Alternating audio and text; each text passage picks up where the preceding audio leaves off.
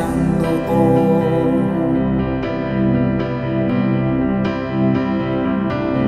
Dahil wala ring mangyayari, dahil walang mapapala, huwag mong tigilan ang pagbuhos ng ulan. May panahon pa